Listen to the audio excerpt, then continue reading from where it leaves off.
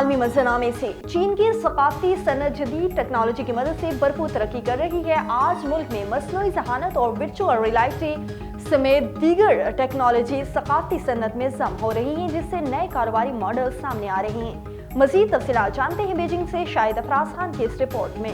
چین کی ثقافتی صنعت پھلتے پھولتے نئے کاروباری ماڈلز اور ثقافتی کھپت کے بدلتے ہوئے منظرنامے کے ساتھ تیزی سے پھیل رہی ہے۔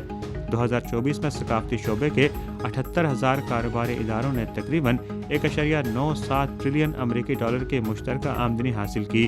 ابھرتے ہوئے صارفی منظرنامے اور مثبت تبدیلیوں نے سرمایہ کاروں کی توجہ حاصل کی ہے، جو تیزی سے صنعت کی صلاحیت میں سرمایہ کاری کر رہے ہیں۔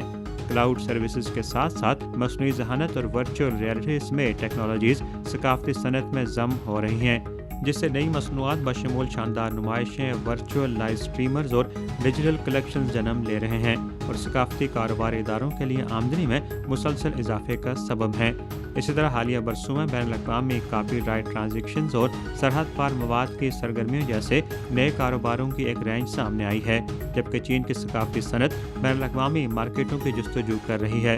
ثقافتی صنعت کی بہت سی کمپنیوں نے بیرون ملک داخلے کو ایک اہم حکمت عملی بنایا ہے، جس میں آن لائن ادب، ثقافتی آرٹ نمائشوں اور تخلیقی ڈیزائن سمیت شعبوں پر توجہ مرکوز کی گئی ہے۔ چین کی جانب سے جدت اور اختراع کی بدولت ثقافتی کاروباری اداروں کی تعداد میں بھی نمایاں اضافہ ہو رہا ہے اور نئی جہتیں سامنے آنے کے بعد روزگار کے نئے مواقع بھی ابھر رہے ہیں۔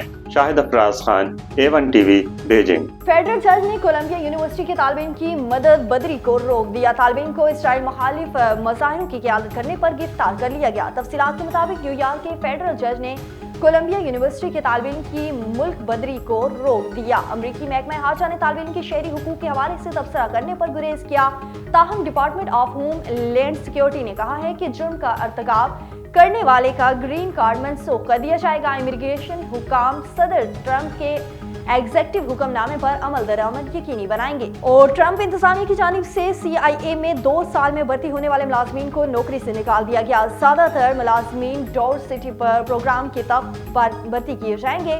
تفصیلات کے مطابق ٹرمپ انتظامیہ نے انٹیلیجنس ایجنسی میں بھی چھانٹیاں شروع کر دی ہیں۔ ترجمان نے بتایا کہ CIA میں 2 سال میں بھرتی ہونے والے ملازمین کو نوکری سے نکالا جا رہا ہے۔ ترجمان کا مزید کہنا تھا کہ ICA افسران کو خصوصی دباؤ کا مقابلہ کرنا پڑتا ہے اور ہر کوئی اس کام کے لیے موزوں نہیں ہوتا۔